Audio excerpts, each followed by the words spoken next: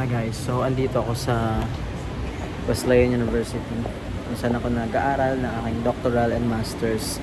So yun lang, struggling pa din sa pagpapa-CTC tsaka pagpapa-authenticate.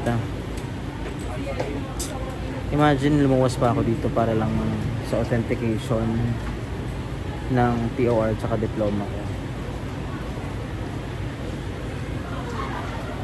Pero hindi naman lagi, kaya okay lang.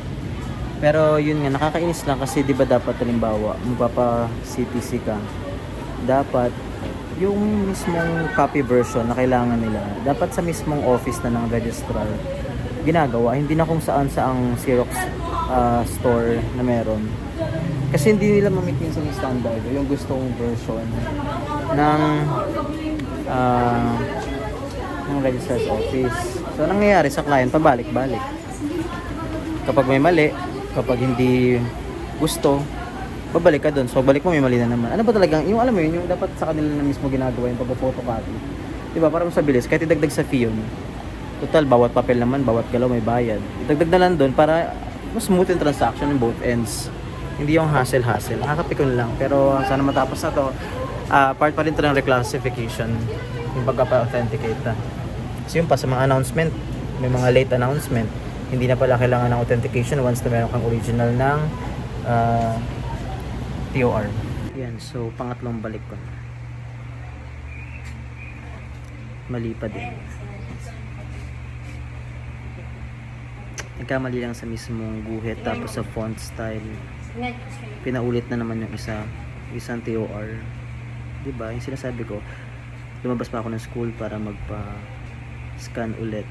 Kung nasa mismong office yung copy version na gusto nila, edi mas mabilisan na yung transactions. Bulok pa rin yung sistema talaga. 2026 na. Okay, sir.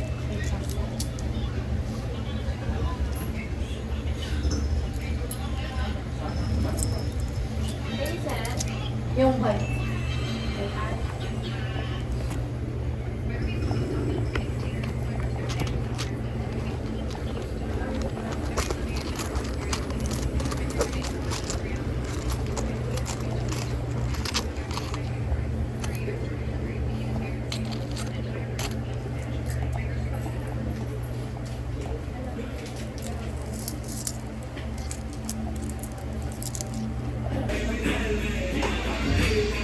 Buti naman yung coffee dito.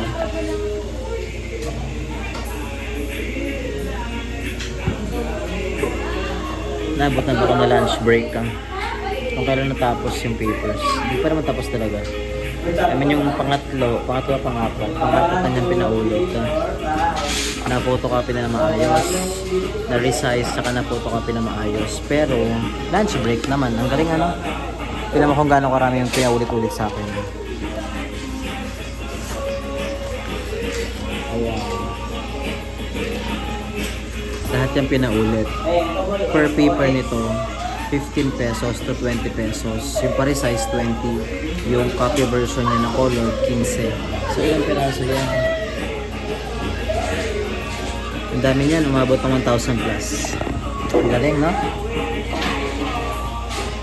Ayun lang. Nabutan pa ng lunch break. Babalik-balik ko. Ito yung sa kababalik-balik ko, naabutan pa ako ng lunch break. Ang galing. Ay.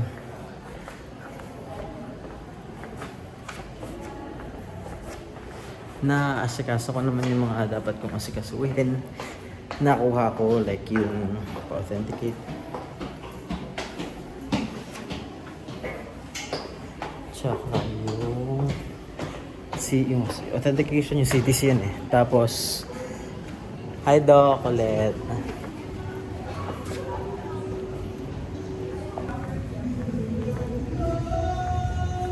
May kantaan.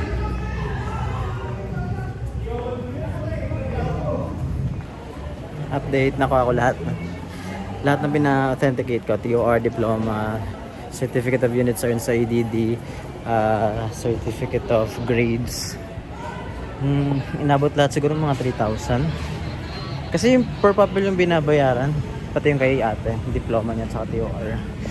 Yan, so successful naman today. Submissions na lang on Monday. Thank you. Ano, thank you. Tapos din, imagine, dito ako mula pa madaling araw. Ngayon pa lang ako uwi, mag-aalas 5 na. Balik na sa QC, bye-bye. Bye-bye sa kayan.